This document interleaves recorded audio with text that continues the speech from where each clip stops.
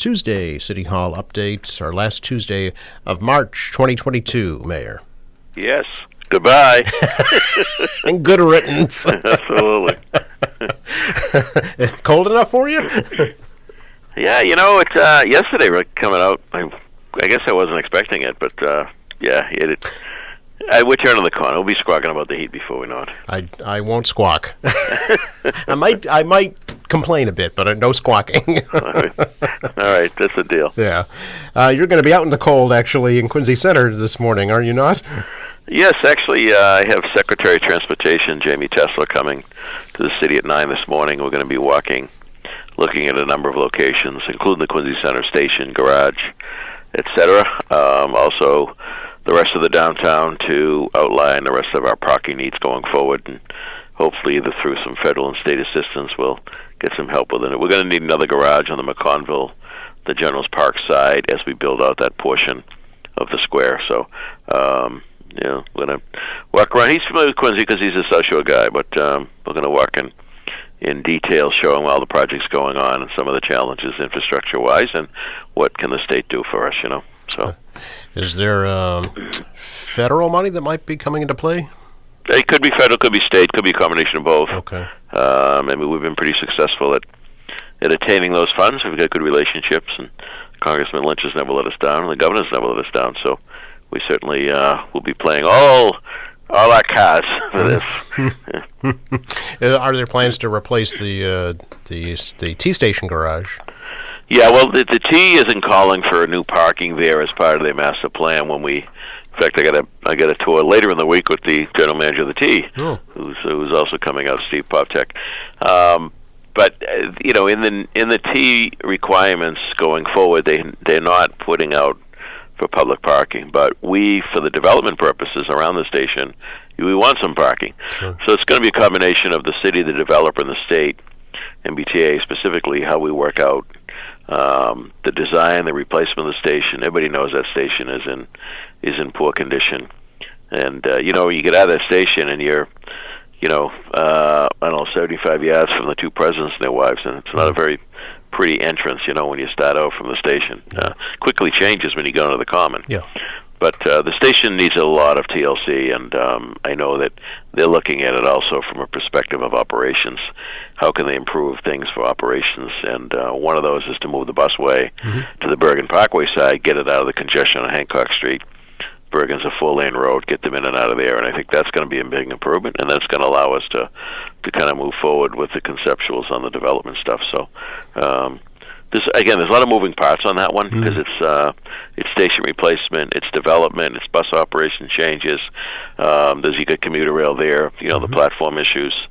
And when you're constructing or building over the air rights, that makes things even more difficult permitting-wise. So, a long way to go, but we've got the attention of both the Secretary of Transportation and the General Manager of the MBTA.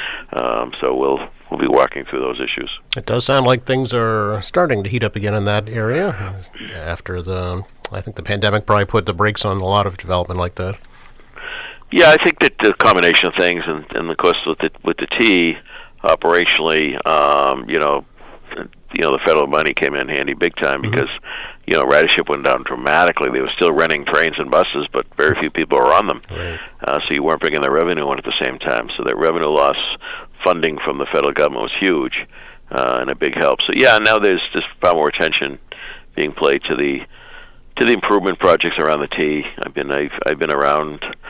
Wearing my T hat. I've been to a number of communities. Last week I was in Ashland, City of Lynn, City of Newton, Natick, looking at some of their challenges and how we're doing overall as a T. Some of these commuter rail stations weren't ADA accessible. We're working on that issue, for example. Wollaston, a few years ago, was done all over. They were the last on the subway stations not to be ADA handicapped. So there's still a long way to go. The federal government money's been helpful.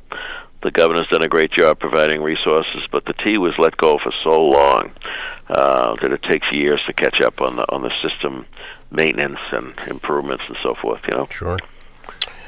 Speaking of development, I know that the next phase of development, major development, will be in Wollaston Center, and Planning Board is taking that up tomorrow, actually. Yes, we have the planning board doing their piece of it, and of course it's also at the city council level, and I believe Dave McCarthy chairs the ordinance committee, and he'll be holding a meeting on it as well. It's essentially to create an overlay in that district, to create a urban redevelopment district like we did in the downtown, not of the same magnitude. The downtown's obviously bigger, the buildings are higher, although Williston Center has 2 high-rises that have been there for a long time, when you think about it. But, yeah, so it's time to really incentivize development in the Williston section. It has been in decline for some time. So we're hoping that the combination of what we're doing with the landowners down there, as well as this urban redevelopment district, that will create some opportunities for obviously developers to spend money in the district, but also to change the look of the district. And we don't want to lose the kind of the village feel of it. At the same time, there's an awful lot of vacancies through there, and the buildings are tired. Right by a brand new T station. So I think there's going to be some interest on the development side to do something nice. Would the city be purchasing any property? Not at this point. Okay. I know that we've got to deal with a drainage issue over by the CVS parking lot. That's been an issue for a long time. I mean, where Tobin Towers was a swamp when I was a kid. So Really? that was always a low-lying area that was problematic with obviously heavy rain. So we're dealing with that engineering-wise and how we can fix that at the same time. We certainly want to make a problem worse and create additional issues, but so that's one challenge. And then, of course, looking at the entire district, how we look at whether we have any pocket parks down there, replacement of sidewalks and streets, and check out the lighting systems, the light poles that need improvements. So those public improvements that we would normally do would be on the table as well. But it's like looking at it as a whole, but at the same time, it's broken out into several blocks. And so not much different than the downtown. We'll look kind of a block at a time. Okay. Obviously, in the end, you want them to be in concert, but I don't see a master developer doing the entire Williston Center. So, would this maybe go quicker? There wouldn't be any LDAs really if there's no city property, right? No, that's correct. Yeah. That's correct. It's pure permitting with the planning board, with public meetings. But Right. yeah, there aren't any of those types of issues at this point. Interesting. Okay. Would the state actually have to ultimately approve this as well? Yeah, I think they'll have to sign off on it, but it's not nearly as complicated as the downtown was, so I don't see a big issue there. Okay. DHCD, I think, is the one that would, Department of Housing and Community Development, that would have some say on it. Okay.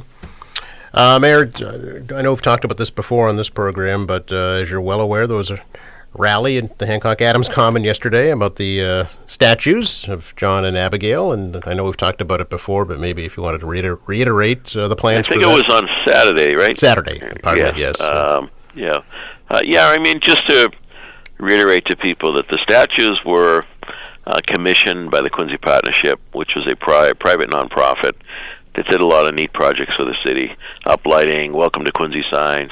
It was chaired by Eddie Cohane. I belonged to it. Bob Curry, Mark Bertman, a number of local businessmen, Timmy Cahill, Miriam Peake, a bunch of people were involved in it, and it was a great thing because it was raising private money to do some cool things in the city. And one of them was commissioning Lloyd Lilly to do the 2 statues that were placed out. Well, then Hancock Street was coming through before we created the park. And so we talked about, at that time, the Adams and Hancock statues were first, but we also talked about significant monuments to the First Ladies, both Abigail and Louisa Catherine, as well as John Quincy, because, those are the major players in our history, and so we have always had plans to continue to do that. In fact, I've talked publicly about the Performing Arts Center, which is going to become more real in the coming weeks, to be named for the First Ladies and to honor them with beautiful sculptures in a grand lobby at the Performing Arts Center. I think it's going to be incredible. So, I mean, that's the part of the vision of the downtown. In the meantime, the other 2 statues are in storage. Mr. Cohane, the chair of this partnership, was trying to get them located on the Park Service grounds of the birthplaces. And after a few years dealing with that bureaucracy, the federal government at the various levels, it's never easy to get answers, or it's just not efficient. It's so big.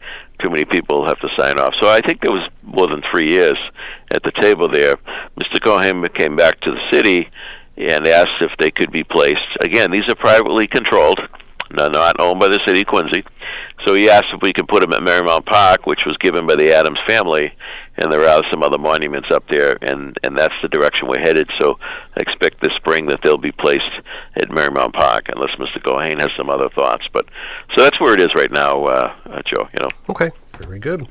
Appreciate the update as always, Mayor. No, my pleasure. Enjoy the day. Bundle up. Yes, indeed. Thanks, Joe. Okay, thank you. Bye-bye. Bye now.